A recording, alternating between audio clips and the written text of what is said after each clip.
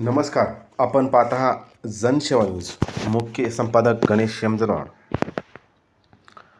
संकल्प जनसेवेचा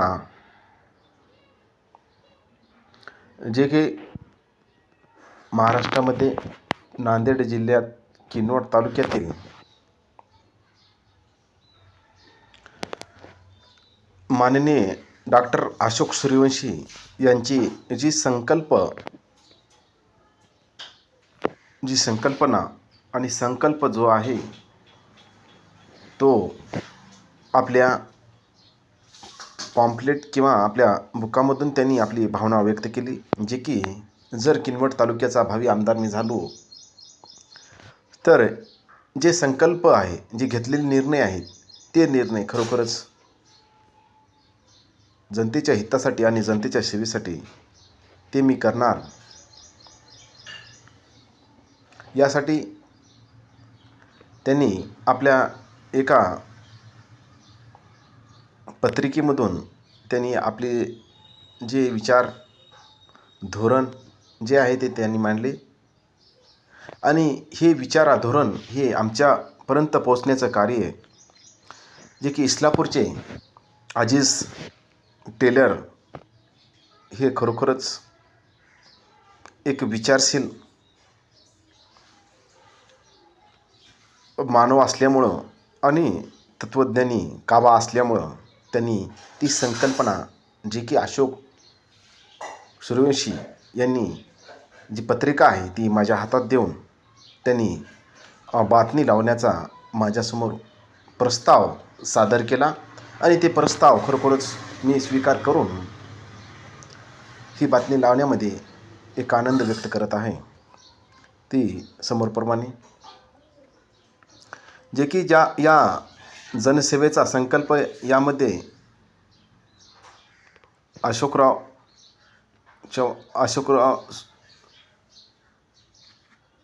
सूर्यवंशी यांनी या पत्रामध्ये अशी जे केलेले कार्य किंवा करण्याचं कार्य ही सविस्तर त्याविषयी माहिती ठेवली. ती पुढील प्रमाणे. सुजान नागरिक बंधू आणि भगिनींनो, स्नेहस नमस्कार. मी डॉक्टर अशोक सूर्यवंशी तालुका किनवट माहूरच्या विकासासाठी काहीतरी करायची इच्छा आहे.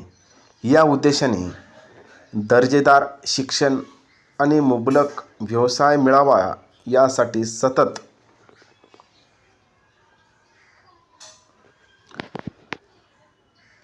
प्रयत्न करीत आहे. माझे आजोबा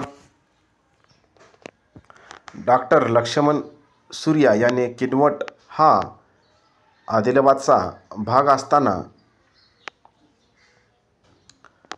1952 साली विधानसभा निवडणूक लढवली होती व 1962 मध्ये किनवट शहरात मराठवाड्यातील पहिला छत्रपती शिवाजी महाराजांचा पुतळा त्यांनी बसविला आहे.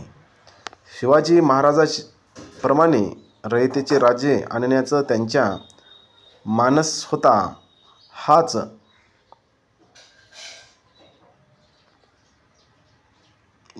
धागा कडून मी 2012ला किनवट माहूर तालुक्यातील तांड्या, खेड्या, वाडीत, डोंगराळ भागात लहान मुलासाठी 104 प्री प्रायमरी इंग्लिश शाळा सुरू केल्या व त्यानंतर रोजगार, शेतीपूरक व्यवसाय, सधन शेती, दर्जेदार शिक्षण मिळवून देऊन या भागातील नागरिकांना मुख्य प्रवाहात आणण्यासाठी मी सतत प्रयत्नशील आहे. हे करीत असताना समाजकारणासोबत राजकारणाची ही जोड असणे आवश्यक असल्याचे मला कळले. म्हणून मी 2014 मध्ये विधानसभेच्या निवडणुकीत भाजपच्या तिकिटावर निवडून लढविली. त्यावेळी अतिदुर्गम डोंगराळ भागात खंडतर परिस्थितीत वेळेअभाव या निवडणुकीत यश संपादन करू शकलो नाही. पुढे माहूर येथील छत्रपती शिवाजी महाराज चौकात माझ्या प्रयत्नामुळे तत्कालीन मुख्यमंत्री माननीय देवेंद्र फडणवीस यांच्या मार्गदर्शनात रीतसर नामफलक बसविण्यात आला आणि त्या ठिकाणी छत्रपती शिवाजी महाराज यांच्या पुतळ्याचे अनावरण करण्याचा माझा मानस 2014 नंतर माझ्यावर विश्वास ठेवून तत्कालीन प्रदेशाध्यक्ष माननीय रावसाहेब दानवे पाटील व तत्कालीन मुख्यमंत्री देवेंद्रजी फडणवीस यांच्या मार्गदर्शनाखाली मला पक्ष वाढविण्याचे पूर्ण अधिकार दिले गेले. राष्ट्रवादी काँग्रेस पक्षाचे प्रबल्य असतानाही या संधीचे सोने करत मी भाजपच्या छोट्या रोपट्याची जिल्हा परिषद, पंचायत समिती, नगर परिषद, मार्केट कमिटी आदी निवडणुका जिंकून किनवट माहूर विधानसभा क्षेत्रात भाजपच्या मोठ्या वटवृक्षात रूपांतर केले. परंतु 2019मध्ये विधानसभेचा प्रबळ दावेदार असून सुद्धा मला ही जबाबदारी दिली नाही. तरीही भाजपचा वटवृक्ष सुरक्षित ठेवण्यासाठी कोणतीही नाराजी न बाळगता भाजपच्या झेंड्याचा दांडा बनून विजय मिळविला. तदनंतर आजपर्यंत पक्षाची पूर्ण वेळ काम करीत आहे. त्याच कारण मला अतिदुर्गम डोंगराळ भागातील दोन्ही तालुक्यात शिक्षण, रोजगार, शेतीपूरक व्यवसाय, औद्योगिक क्षेत्र विकास करून दाखवायचा आहे. मला जर भाजपने संधी दिली तर तुम्ही मला भक्कम साथ देऊ. आपल्या भागात मेडिकल कॉलेज, साखर कारखाना, कृषी विद्यालय, लघुउद्योग, गृहउद्योग यांची पायाभरणी करण्याचं सहकार्य करावे. ईश्वर कृपेने माझ्याकडे घर, बंगला, गाडी, संपत्ती असे सर्व वैभव आहे. त्यामुळे मला या राजकारणातून काही स्वार्थ साधायचा नाही, परंतु माझ्या जन्मभूमीचे ऋण फेडण्यासाठी माझ्या पदाचा पुरेपूर उपयोग व्हावा ही माझी इच्छा आहे आणि ती आपण पूर्ण करायची आहे. ही नम्र विनंती आपला डॉक्टर अशोक सूर्यवंशी यांनी आपल्या संकल्प जनतेचा यामधून आपली भावना व्यक्त केली. खरोखरच ही भावना व्यक्त करते वेळेस त्यांनी ज्या विकासाचे जे ध्येय धोरण आहेत त्यामध्ये त्यांनी आपली बाजू मांडली. परंतु लोकांच्या मनामधला जो कल आहे, जो की लोकांमध्ये जे आता जी चर्चा आहे, जे लोकांमध्ये जे उमाफ भावना जे चव्हाट्यावर येत आहे की अशोकराव पाटील सूर्यवंशी हे अचानक केव्हा तरी येतील, अचानक केव्हा तरी भेटतील, अचानक कोणत्या तर समस्याविषयी येतात. परंतु या भूमीवर किनवट तालुक्याच्या हे सतत न राहिल्यामुळे खरोखरच जनतेच्या मनामध्ये काही वेगळी भावना निर्माण होत आहे का, असाही प्रश्न जनतेकडून उपस्थित होतो. परंतु